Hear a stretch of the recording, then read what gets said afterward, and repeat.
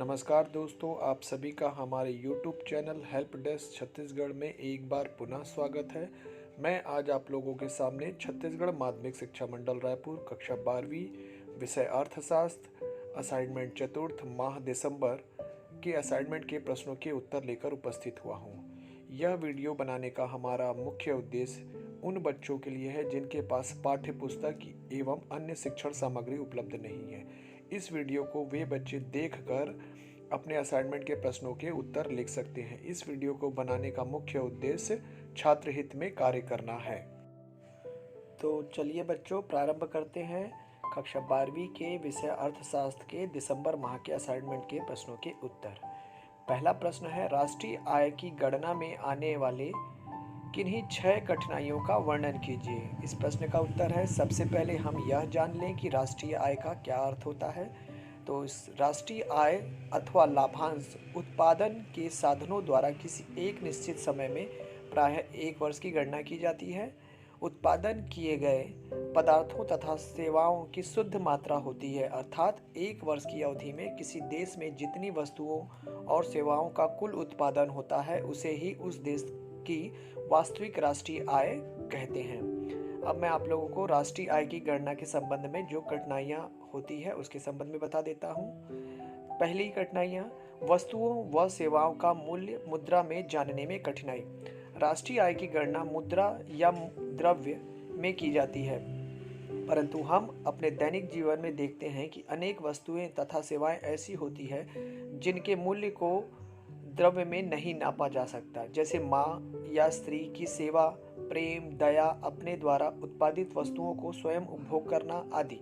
राष्ट्रीय आय की गणना के लिए समस्त उत्पादित वस्तुओं का द्रव्य या धन या मूल्य ज्ञात होना अनिवार्य होता है। भारत में कृषक स्व उत्पादित वस्तुओं का एक बड़ा भाग स्वयं की उपभोग कर लेते हैं, अतः भारत में कृषि क्षेत्र में उत्पादित वस्तुओं को ठीक धन या मूल्य के रूप में ज्ञात करना अत्यंत कठिन कार्य है। दूसरा बिंदु है, आंकड़ों की विश्वसनीयता का न होना।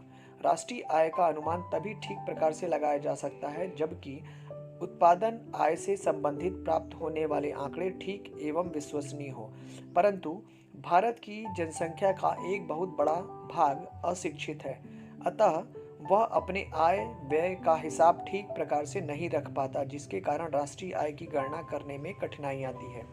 तीसरा बिंदु है, व्यावसायिक विशिष्टीकरण का अभाव। हम जानते हैं कि देश में जनसंख्या का एक बहुत बड़ा भाग कृषि कार्य में लगा हुआ है।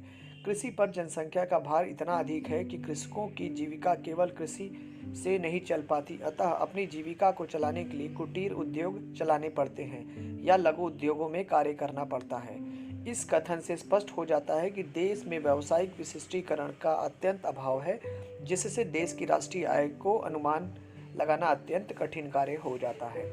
चौथा बिंदु है, मूल्य ह्रास का सही अनुमान न होना। मूल्य ह्रास वे प्रतिस्थापन का अनुमान नहीं सही ने लगा पाना, क्योंकि ये अनुमानित समय से पूर्व ही घटित हो जाते हैं, अतः सही राष्ट्रीय आय की गणना कठिन है। पांचवा बिंदु है, मूल्यांकन की समस्या। उत्पादन गणना विधि के अनुसार उत्पादित वस्तुओं की मात्राओं को मूल्यों से गुणा करके विभिन्न गुणनफलों के योग को राष्ट्रीय आय कहा जाता है, परंतु इसमें यह कठिनाई है कि गणना करते समय थोक या फुटकर कौन सी कीमत से गणना की जाए यह स्पष्ट नहीं है। इस प्रकार राष्ट्रीय आय की गणना करने में कठिनाई होती है। छठवां बिंदु है, दोहरी गणना की संभावना बनी रहती है। राष्ट्रीय आय में प्रायः दोहरी गणना की संभावना बनी रहती है, जो कि शुद्ध राष्ट्रीय आय ज्ञात करने में सबसे बड़ी कठिनाई होती है। सातवां बिंदु है, कुटीर उद्योगों का उत्पादन। कुटीर उद्योग प्रायः अशिक्षित व्यक्तियों द्वारा संचालित होते हैं, जो कि अपने व्यवसाय के ठीक आंकड़े रखने में असमर्थ होते हैं, अतः इस क्षेत्र में उत्पादक अपने आंकड़े अविश्वसनीय होते हैं। हमने इस प्रश्न में 7 बिंदुओं को परिलक्षित किया है। आप इनमें से किन्हीं 6 बिंदुओं को अपनी जानकारी और समझ के आधार पर लिख सकते हैं। दूसरा प्रश्न है, परिवार क्षेत्र में आय के चक्रीय प्रवाह को सचित्र समझाइए। इस प्रश्न का उत्तर है, एक मौद्रिक अर्थव्यवस्था में परिवार एवं व्यावसायिक फर्मों के बीच मुद्रा द्वारा लेन देन होता है, उसे मौद्रिक प्रवाह कहते हैं। परिवार के द्वारा आर्थिक संसाधन जैसे भूमि, श्रम, पूंजी, साहस आदि की आपूर्ति व्यावसायिक फर्मों को की जाती है। एक व्यावसायिक फर्म उत्पादन के विभिन्न साधनों के सहयोग से विभिन्न वस्तुओं तथा सेवाओं का उत्पादन करता है। इन वस्तुओं तथा सेवाओं की मांग परिवार क्षेत्र द्वारा की जाती है।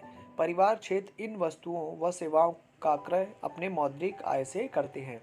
इस परिवार के आय को चक्री प्रवाह को हम चित्र के माध्यम से समझा रहे हैं, जो अगले पृष्ठ पर है। पहला चित्र है मौद्रिक प्रवाह। इसमें आप लोगों को दिख रहा होगा बीच में आर्थिक संसाधन जो भूमि, श्रम, पूंजी और साहस है, यह परिवार, और दूसरा व्यावसायिक फर्म जो मजदूरी, ब्याज और लाभ जो मिलता है। देखेंगे व्यावसायिक फर्म जो होते हैं वो परिवार से जुड़े होते हैं और परिवार व्यावसायिक फर्म से जुड़े होते हैं। दूसरा चित्र बताया गया है वास्तविक प्रवाह। आर्थिक संसाधन जैसे भूमि, श्रम, पूंजी, साहस व्यावसायिक फर्म को वस्तुएं और सेवाएं परिवार को देते हैं, और परिवार और समाज आर्थिक संसाधन जैसे भूमि, श्रम, पूंजी और साहस व्यावसायिक फर्म को देते हैं। मतलब व्यावसायिक फर्म परिवार पर निर्भर होते हैं और परिवार व्यावसायिक फर्म पर निर्भर होता है। अगला प्रश्न था निम्नलिखित समंकों से आय विधि के द्वारा राष्ट्रीय आय की गणना कीजिए। यह प्रश्न दिख रहा है जिसमें आप लोगों को कर्मचारियों का पारिश्रमिक 15,000 करोड़, लगान 5,000 करोड़, लाभ 25,000 करोड़, ब्याज 5,000 करोड़, मूल्यह्रास 1,000 करोड़ और सकल घरेलू विनियोग 25,000 करोड़ है। इसको हमें राष्ट्रीय आय की गणना करना है और विधि रहेगी हमारी आय। तो यह है उस प्रश्न का उत्तर। राष्ट्रीय आय की गणना आय विधि के द्वारा। राष्ट्रीय आय बराबर होता है कर्मचारियों का पारिश्रमिक धन लगान धन लाभ प्लस ब्याज। इन सब को जोड़ने से राष्ट्रीय आय हमारी आती है 50,000 करोड़। इस प्रश्न का उत्तर है। अगला प्रश्न था निम्नलिखित सूचनाओं के आधार पर सकल घरेलू उत्पाद तथा सकल राष्ट्रीय उत्पाद ज्ञात कीजिए।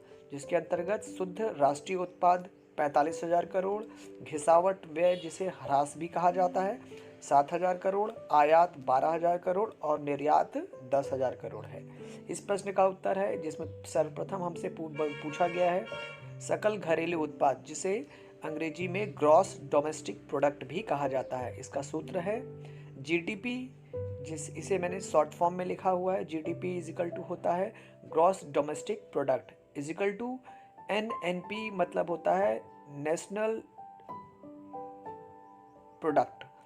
इसमें डेप्रिसिएशन को माइनस किया जाता है, मतलब ह्रास को माइनस किया जाता है, निर्यात माइनस आयात। तो जीडीपी हो जाता है 45,000 ऋण 7,000, धन निर्यात 10,000 का करोड़ और आयात 12,000 करोड़ का है। यह सारी राशियां करोड़ में दी गई है। जीडीपी हो जाता है 38,000 करोड़। 45,000 करोड़ में से 7,000 करोड़ को माइनस करेंगे तो 38,000 करोड़ आ जाता है, और निर्यात माइनस आयात 10,000 में से 12,000 को माइनस करेंगे तो 2,000 करोड़ आ जाता है। इस प्रकार से जीडीपी 36,000 करोड़ की आती है। दूसरे भाग में पूछा गया है सकल राष्ट्रीय उत्पाद की गणना कीजिए। यह आय विधि के द्वारा है।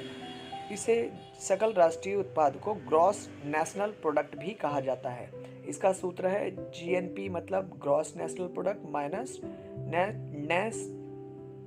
Net national product minus depreciation.